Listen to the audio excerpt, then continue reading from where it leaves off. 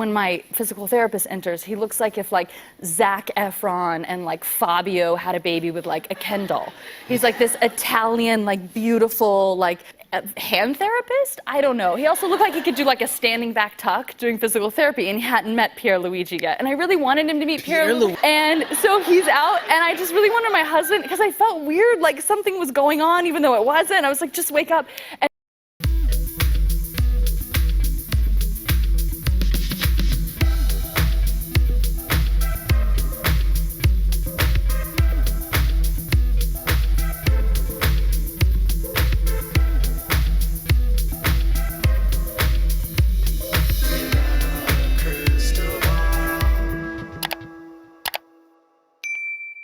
Hi friends, it's Katie from Without a Crystal Ball. Welcome back to my channel. It's Monday, March 31st, 2025.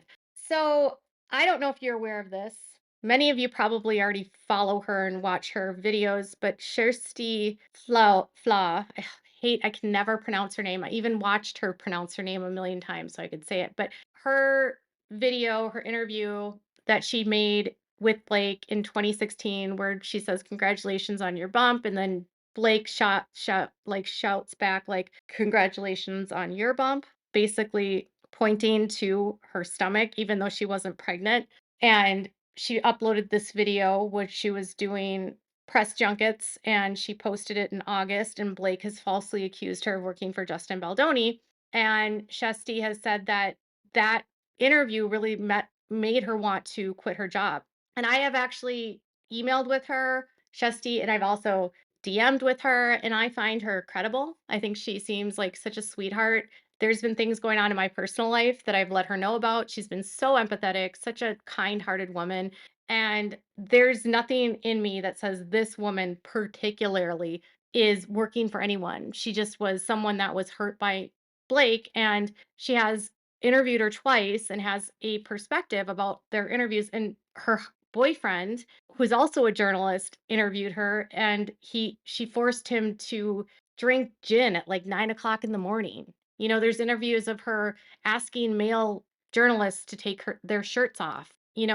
Blake does things that make people uncomfortable. She can be rude, she can be insensitive. And when Shesty put that video out, I fully believe when she says that she did this because it's like, when there's a space when it's like, okay, finally people are saying it.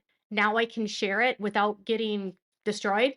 And she's already on her own. She's kind of more independent, and she's not going to be super worried about being blacklisted because she's not doing these kinds of junkets anymore. And so it was safe for her to share it because it's in a space where people are already talking about their experiences. And this happens organically all the time on social media. And so she shares the video, it goes viral, and it resonates with people. And then they start looking at her older interviews and they see a pattern with her. And then people that worked with her on sets that weren't high up there, whether they were interns or assistant directors or people that, were bringing water to people, or makeup artists or hairstylists, people that didn't hold high positions that were otherwise treated poorly by her. I mean, anyone can have a bad day, right? And with any celebrity on any given day, there's going to be 20 people that could probably say amazing things about them and 20 people that could say not so amazing things about them.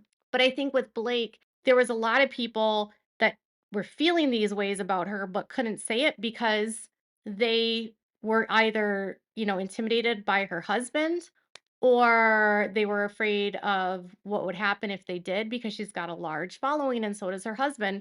So now that people are speaking out, and we're speaking out in August, Blake is trying to tie that criticism that these people gave her that was valid and claim this is because she spoke out about sexual harassment.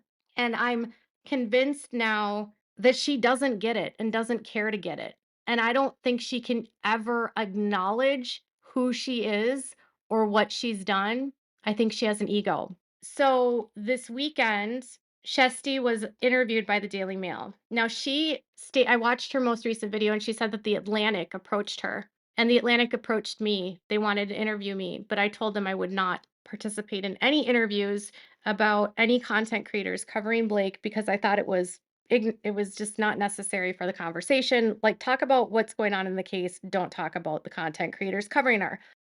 Chesty says that she actually spoke to The Atlantic. I sent them a long email telling them I didn't want to be involved because I believe their angle is going to be to criticize creators that are misogynistic. So the Daily Mail put out a spread this weekend, and Blake's response to it just was wild. So they did a full spread on on the newspaper, and it says, "My encounter from hell with Blake Lively.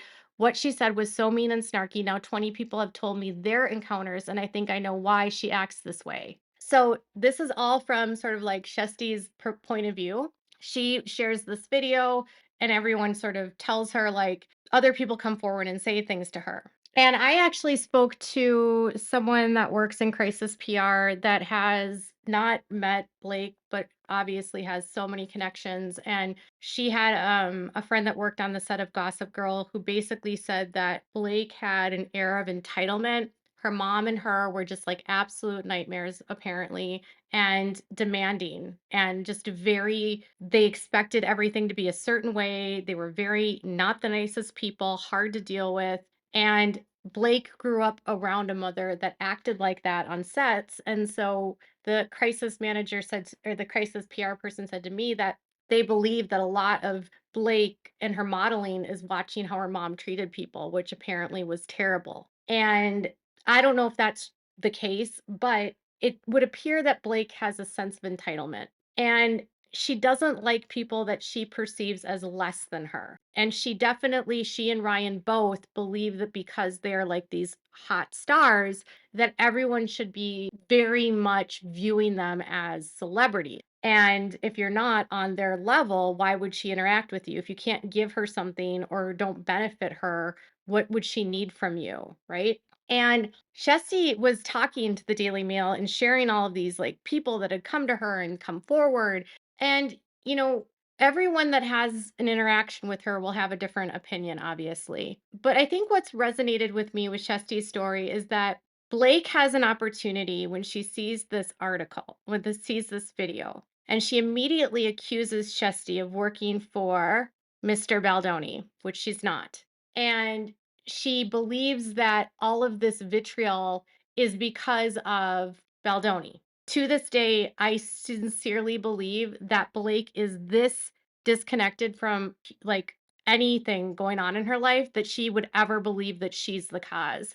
I don't know if it's her narcissism that's not allowing her to deal with the reality that she's a crappy person, or if it's just easier to deflect onto someone else so that she doesn't have to take responsibility for her own behavior, or if she's just so used to treating people like crap that they should just deal with it. I think when I saw Shesty's story the first time, I was like, this to me is like all I need to know about the legitimacy of these claims. Because if she believes that Shesty was doing this to her when she wasn't, or other TikTokers or other content creators are doing this for Baldoni and they're not, if she truly doesn't recognize that people have a valid criticism of her, then that means everything in this complaint cannot be trusted. I don't necessarily agree with some of the ways that Baldoni and Blake communicated, quite honestly. I think there was a very hazy boundary of, I don't really know what was going on there. It seemed a little bit too comfortable.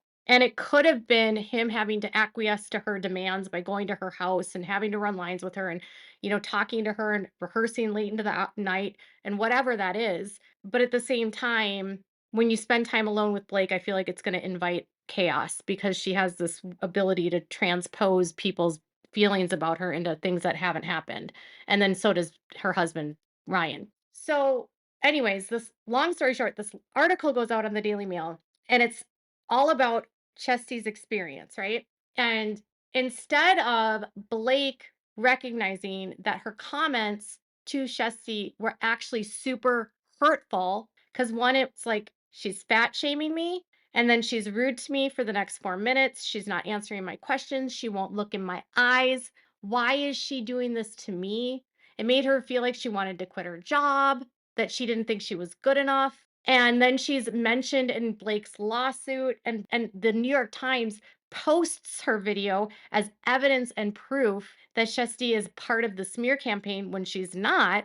And instead of Blake acknowledging that they got this part wrong, There's been no apology to Shesti for one, accusing her of one, being part of a smear campaign, two, no apology for bringing her into a New York Times article and falsely accusing her in front of millions of people and subscribers that you are maliciously trying to take down a woman that was sexually harassed, which by the time that Shesti posted that video in August, no one knew about any alleged sexual harassment claims. No one knew a thing, nothing. That wasn't even the topic of conversation. So Shesti said to Daily Mail, there have been some tough moments and I've been disappointed. I've found that my Wikipedia page has been edited multiple times. You do start to wonder if people are moving against you, but I have no regrets. I'm just doing my job.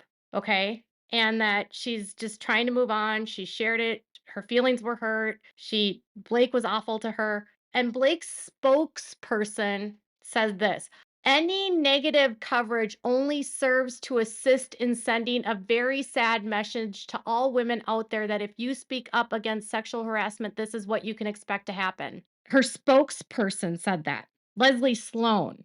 Okay, so Shesti shared that in August. Blake brought her into this. Blake falsely accused Shesti of doing this because she was working for Baldoni and she's not.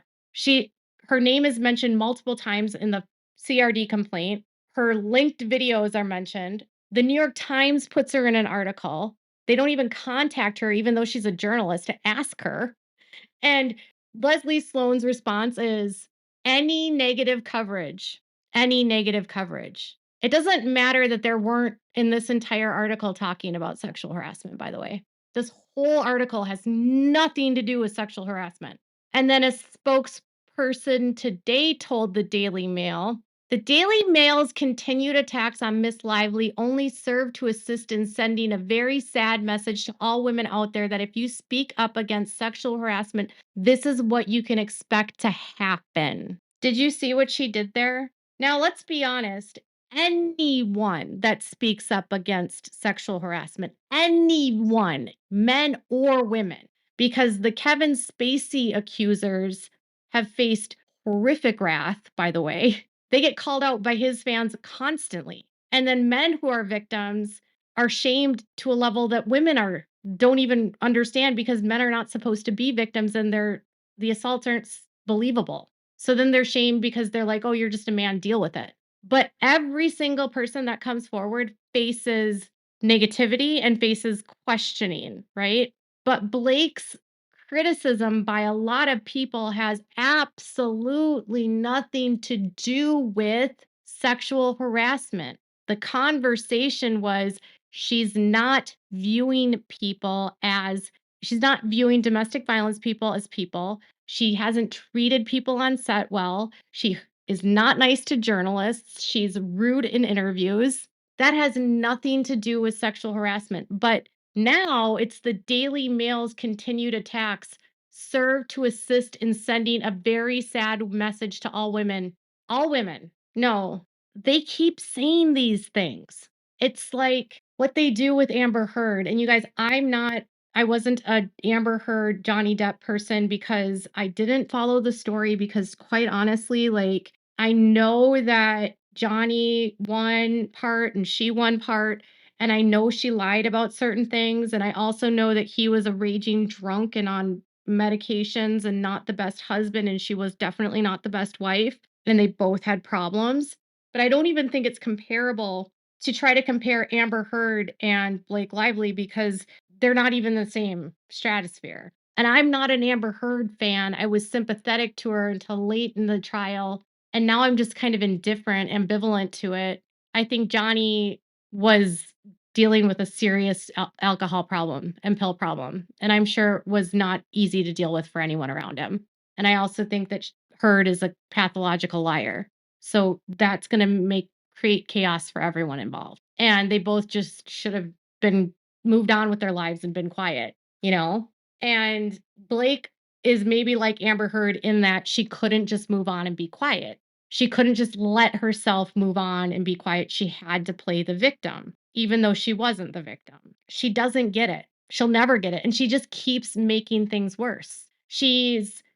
This kind of article comes out, and the next day she's at a donut shop for a PR stunt making donuts for fans in Connecticut. That's not to me a it just feels very desperate.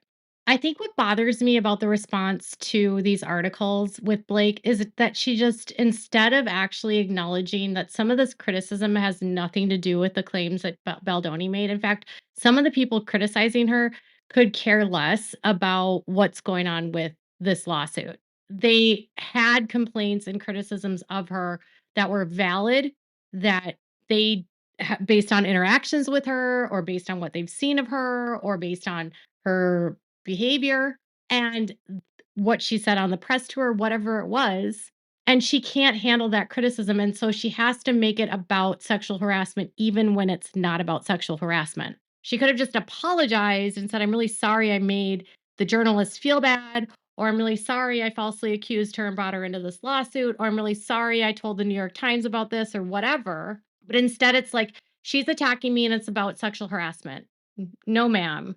No, ma'am, at all. When I've looked through the lawsuits and all of the documents, and I see just how much imbalance there was between Blake and Ryan and Baldoni and Wayfair, and how much power they had. And then I've watched these various documentaries on other people that have come forward to with claims against celebrities, whether it's sexual harassment or sexual assault, and they get all of the victims get criticized and a lot of them get blamed or they get accused and they get discredited. That's not, you know, I think what society should be talking about not is that this is what happens to victims. It should be, this is why it's so hard to get justice, because it's always going to be he said, she said, almost always, which is why with someone like Blake, you just never, you're never allowed to be alone with her. I would never say that anyone should be alone with her. You need a third party, or you need to record all of your interactions with her.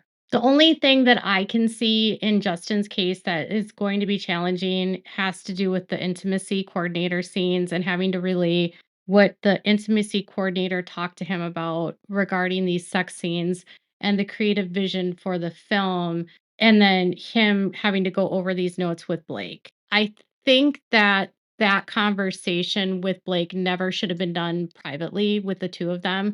I think it should have involved other people, another woman, perhaps, like one of the producers or someone else from production that could be there as a buffer.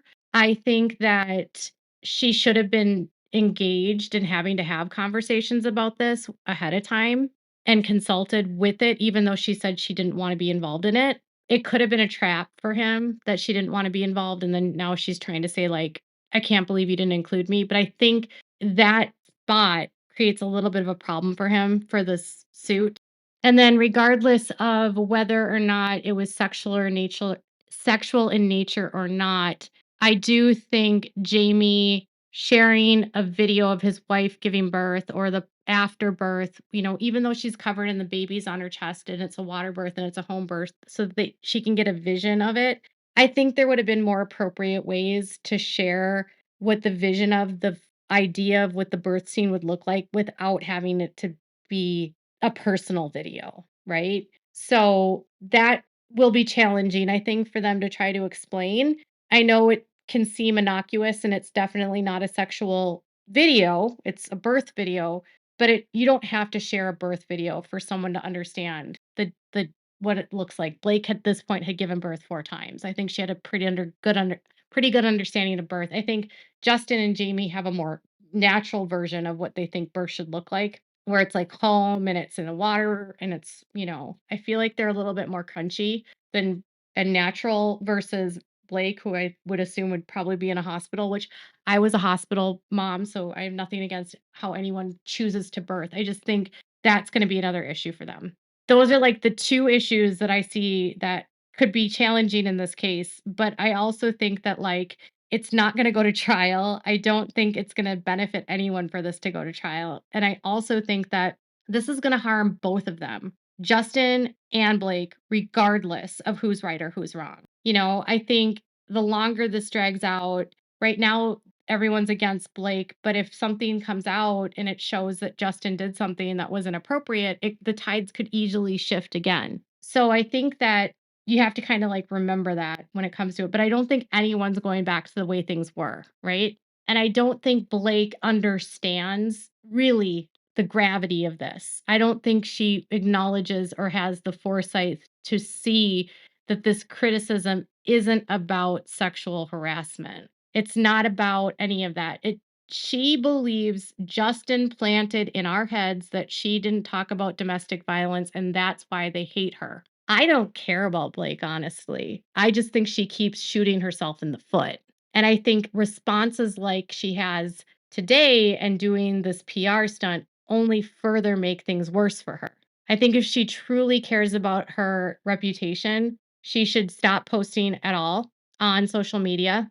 Don't do public appearances anywhere. Like, don't make a point of having your selfies at your children's game course events or at a bakery become the news. Like, don't do things for PR when you're trying to claim pain and suffering. If you're truly wanting to take this seriously, just lay low. Like, seriously, lay low.